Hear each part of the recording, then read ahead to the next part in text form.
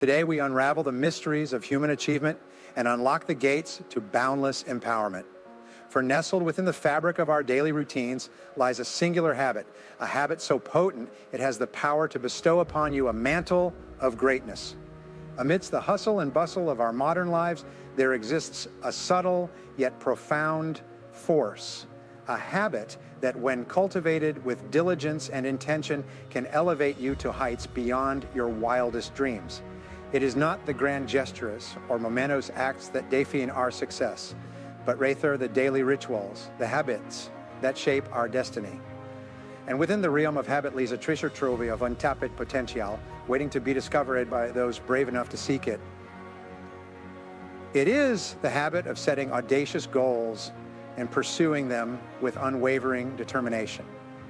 It is the habit of seizing each day as an opportunity for growth, of embracing challenges as stepping stones to success. Consider, if you will, the lives of history's greatest achievers, the titans of industry, the visionaries, the trailblazers. What set them apart from the masses was not merely talent or luck, but a steadfast commitment to their craft, a dedication to mastery that propelled them to greatness. They understood that success is not a destination, but a journey marked by the daily cultivation of habits that lead to excellence. For just as a single drop of water has the power to carve through stone, so too does the habit of self-improvement have the power to shape your destiny.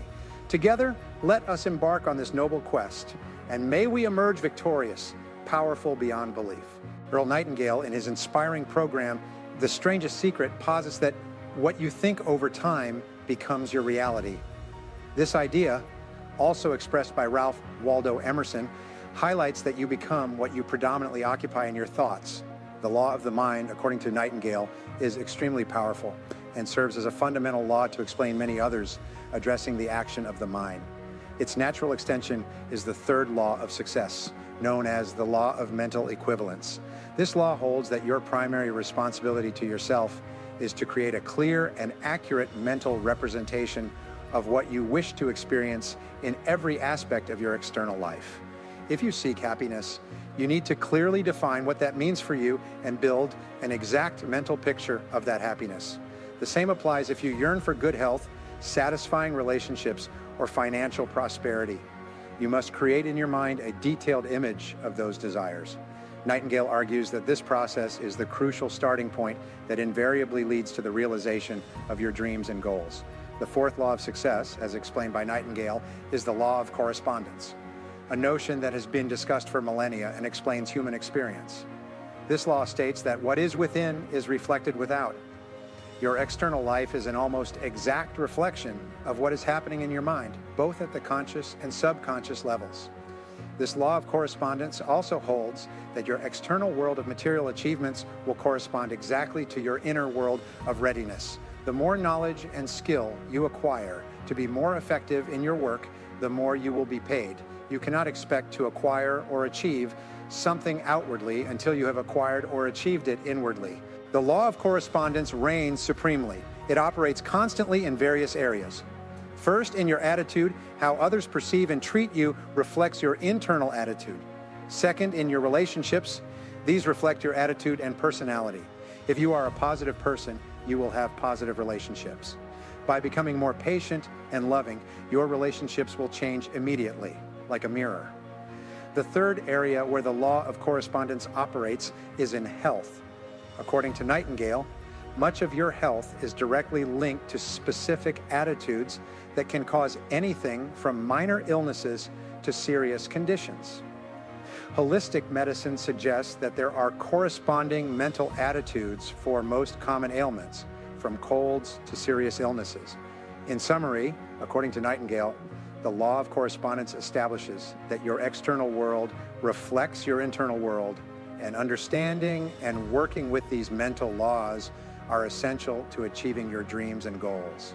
The fifth law of success is the law of belief, which states that what you believe with emotion becomes your reality. You always tend to act consistently with your deepest beliefs. Your beliefs act as a filter or screen that edits incoming information and only allows into your conscious awareness those things that you have already decided are true about yourself and the world. As William James of Harvard said, belief creates the actual fact. In the Bible, it is said, as a man thinketh in his heart, so is he. For example, if you absolutely believe that you are destined to achieve great success in life and that nothing can stop you from reaching the greatness that is rightfully yours, you will act consistently with that belief and eventually make it a reality. If you doubt your ability to succeed for some reason, this negative belief will manifest in your tendency to hold yourself back. The most important part of the law of belief is the need to question your own limiting beliefs. These are the beliefs that act as brakes on your potential, the persistent doubts and fears that people have about themselves and their abilities, which lead them to settle. When you have limiting beliefs, you tend to settle for much less than you are capable of. To embark on the path to extraordinary success, we must first confront these limiting beliefs head on. We must dare to question their validity, to shine a light on the falsehoods that hold us back from realizing our dreams.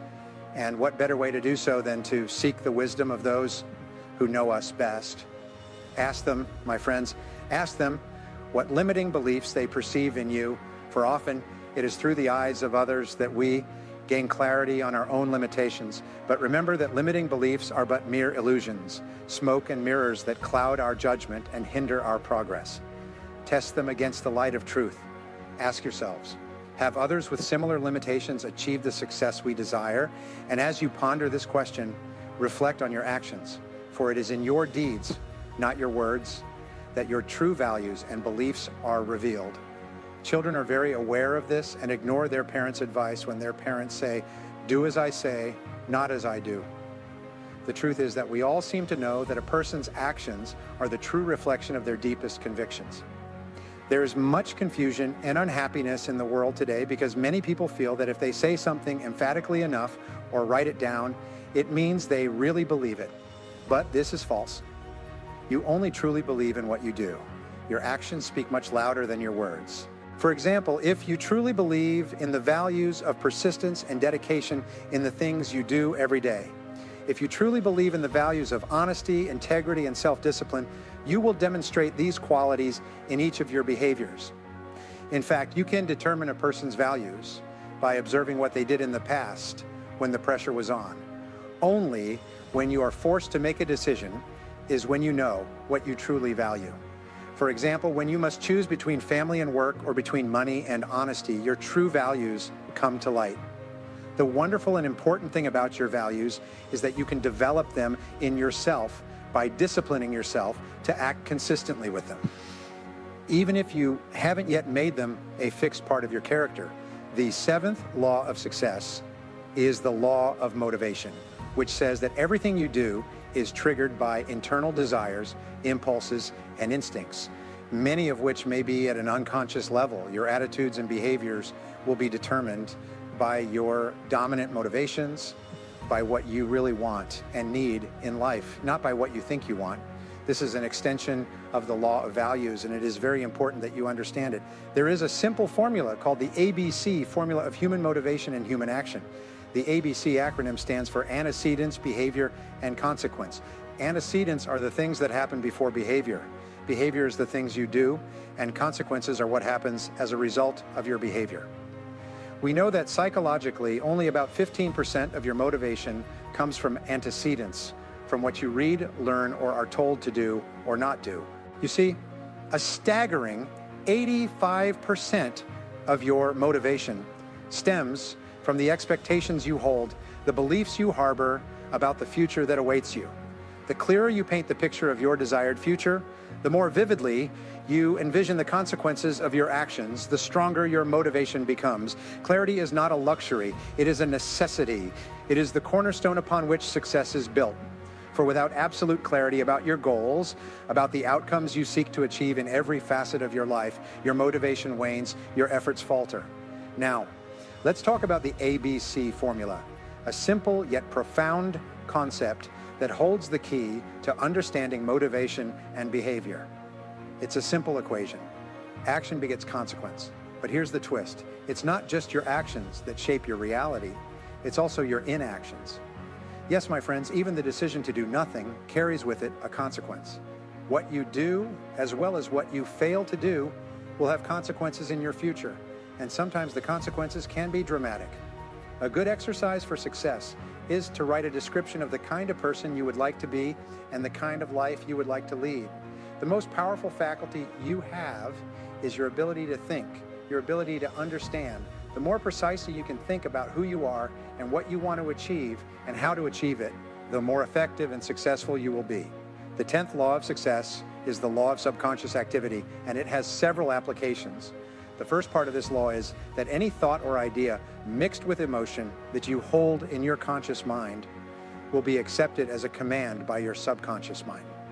This means that any thought, idea, or goal you can continuously hold in your mind, you can achieve because your subconscious mind will work to organize all your thoughts and actions to bring it into your reality. The second part of the law of subconscious activity is that your subconscious mind, once given the proper commands, will activate your reticular activation system and its function. Your reticular activation system's function is a brain filter-like part that alerts you to events that are consistent with your desires or dominant emotions. For example, if you decide you want to buy a red sports car, this desire would send a signal to your reticular activation system that red sports cars are now of paramount importance to you. From that moment on, you would see red sports cars everywhere, even blocks away. You would become extremely alert and sensitive to red sports cars, as well as to the means to obtain one. If one of your goals is to achieve financial independence, the reticular activation system will make you extremely sensitive to all kinds of opportunities around you that would help you earn more money. You would hear and see things everywhere that you might not have been aware of at all in the absence of having set this goal and planted it in your subconscious mind. The third part of the law of subconscious activity is that your subconscious mind, which controls your autonomic nervous system and all your muscles, nerves, actions, and reactions, also controls your body language and your tone of voice. Professor Moravian of the University of California at Santa Barbara has concluded that when you communicate with others, 55% of the message you send is contained in your body language. 38% of the message is contained in your tone of voice, and only 7% of the message is contained in the actual words you use. And your body language and tone of voice are largely controlled by messages about yourself and your goals that you have sent to your subconscious mind as a result of how you think and feel. For example, when you have had a success of any kind, you send an emotional charge to your subconscious mind that tells it you are a winner. For some time afterward, you will walk, talk, act, and think like a winner. Your step will be more energetic, your voice will be stronger, your eyes will be more focused, and your body language will signify this belief about yourself. Your subconscious mind will accept your predominant emotional thoughts and organize your whole body, voice, and tone to fit a pattern consistent with that. The 9th law of success is the law of expectations, often called the self-fulfilling prophecy law, is one of the most powerful laws because of its simplicity and predictability. This law simply states that what you confidently expect tends to materialize in your life. You do not get what you want, but what you expect most intensely. For this reason, a self-expectancy attitude can lead to great success in all areas of your life. The wonderful thing about the law of expectations is that you have the power to manufacture your own expectations. You can decide to expect only good things to happen to you. You can walk, talk, and act as if you believe that everyone is conspiring to help you achieve your goals. You can become what Clement Stone often called a reverse paranoid. You can convince yourself that everyone is conspiring to do you good.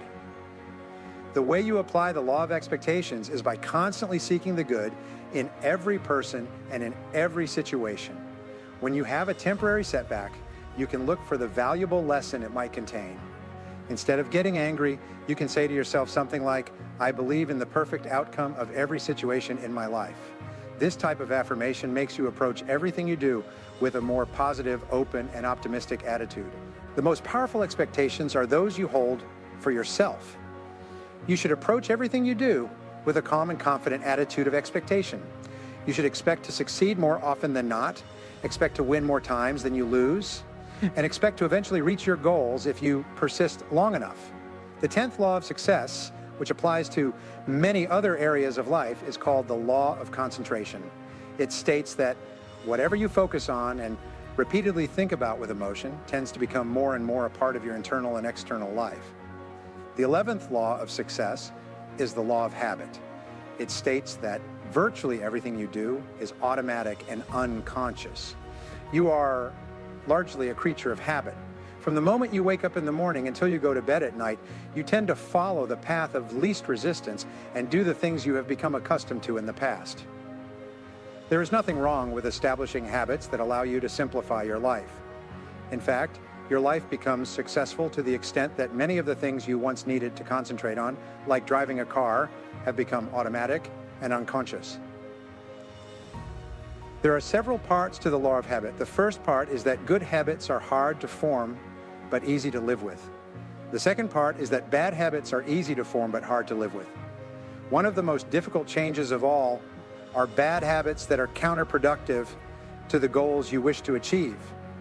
Therefore, it is important for you to sit down and reflect on the habits you have and carefully analyze them.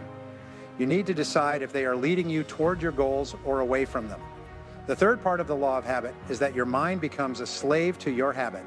Once you form a habit, your mind becomes accustomed to following that pattern rather than thinking of new ways to act.